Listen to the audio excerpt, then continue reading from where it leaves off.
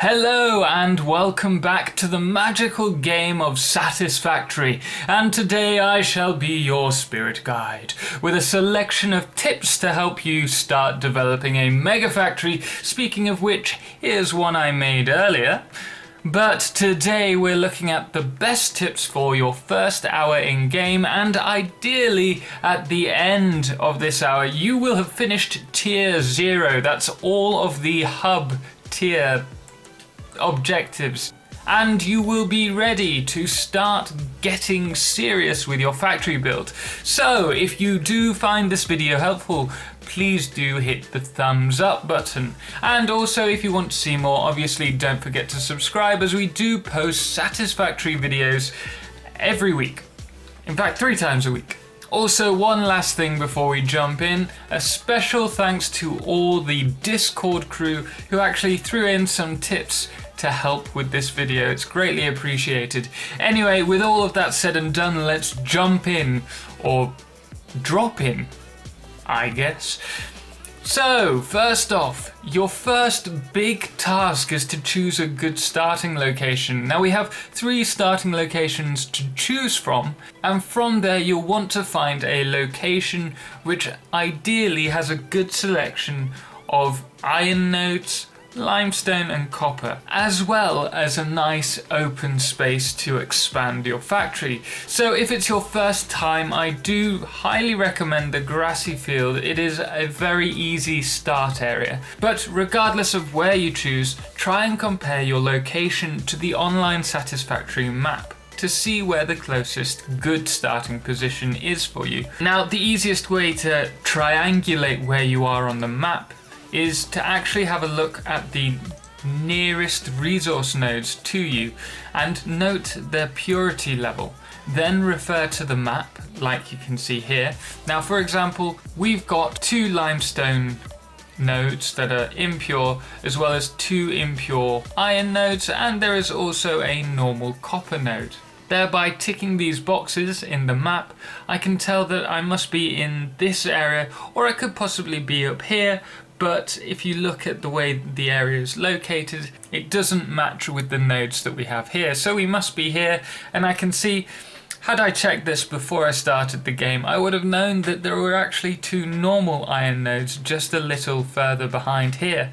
But anyway, that is why you should be using the map. Now, our second tip is you are going to encounter hostile wildlife. That's a given. The first encounter is most likely to be this cute little guy, the fluffy tail hog. Now, the easiest way to deal with them is to actually jump up when they're dashing at you and hit downwards at them with your zapper baton.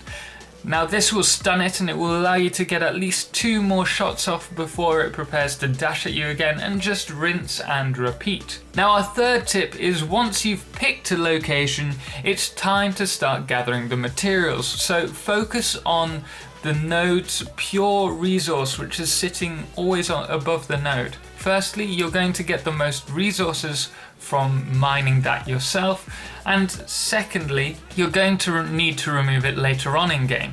So it's actually more efficient to take it out now so that you can place a mine on it later. Also, something to bear in mind is the resource node quality.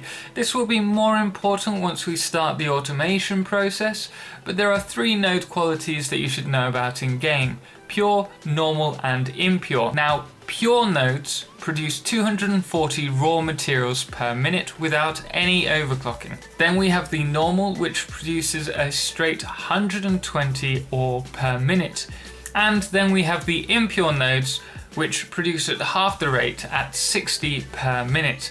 Now basically, the better the node, the more, or at least the quicker, you will mine that resource. But that's all you really need to know about it for now. Now our 4th tip is to focus on research. Now upgrade your hub as fast as possible so that you can develop your factory and unlock full automation with the coal as soon as possible. The same goes for logistics as well. Those are what we're looking for when we're trying to optimize our factory.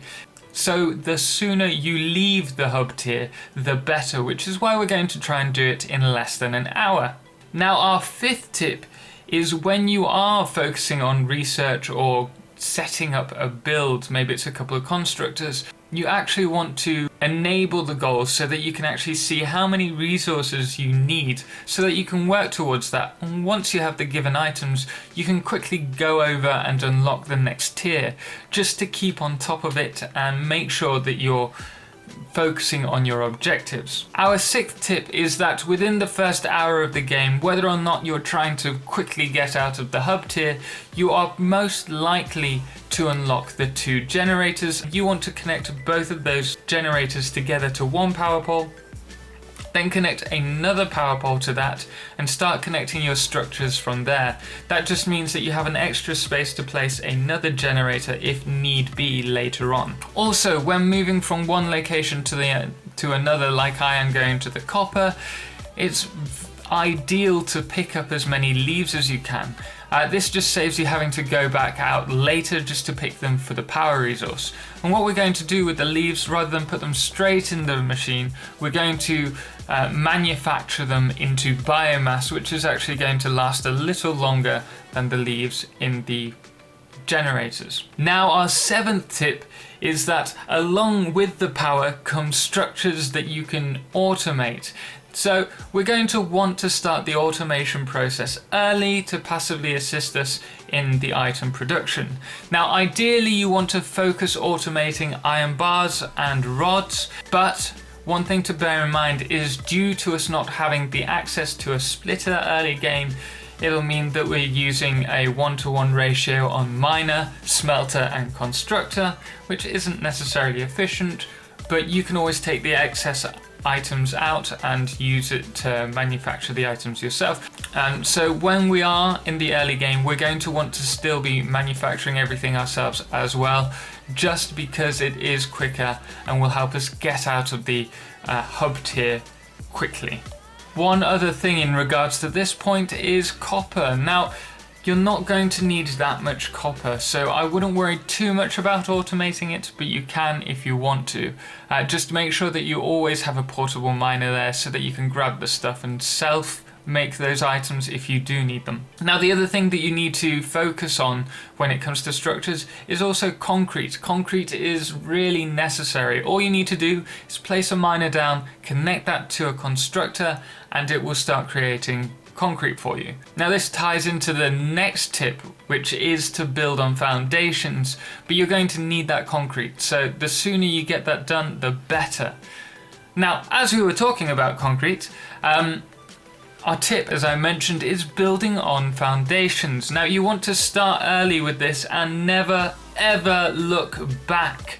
This will help you organize your factory and save you a whole lot of time trying to connect things together which are at different heights or weird positions. And this is why I often automate concrete as soon as possible. Also, in regards to base placement, we should probably mention that if you're not using foundations, hold down the control key and that will bring up the kind of little blue line to tell you whether you're aligned with a structure or not, so that'll just help you in the early game. Now, our next tip is actually not to worry about where you're placing buildings early on, even the hub, for example, because when you use the F key to demolish something, you receive all the resources that you used to build it. So you can constantly build and delete to make sure that you get everything in the right position. Now, our last tip is to know the controls for inventory movements. So you can right click an item to split it into 2 groups, which is very useful. You can also use the control key, hold control and click and drag a certain item to another inventory, and that will move everything of that item from that particular location to the other. Another shortcut, and arguably the most used, or at least the one I use most of all, is to hold shift and then left click, and that just moves the whole stack from one location to the other. And these shortcuts will save you a huge amount of time. So, as you can see, after an hour in game, we have actually managed to progress all the way through hub tier 0, and now we're ready to actually go on to the next tier, which means we're going to stop this video here. Now hopefully you found these tips useful. If you did, please do drop a thumbs up. This is a basic guide, it's not an advanced one. We will work our way up to that with the tier levels. That being said, perhaps I missed something. If so, do let me know what I missed in the comment section, as it will be really helpful to the other people watching this video. Anyway guys, if you do want to see more, don't forget to subscribe. And once again, thank you so much to everyone in Discord who helped. If you want to check out and join Discord, by all means, please do. We have a link in the description. And we also stream on a Sunday at 5 PM GMT. So if you'd like to join us, you are welcome and I'd love to see you there. Anyway guys, until next time, thank you so much for watching. Ciao for now.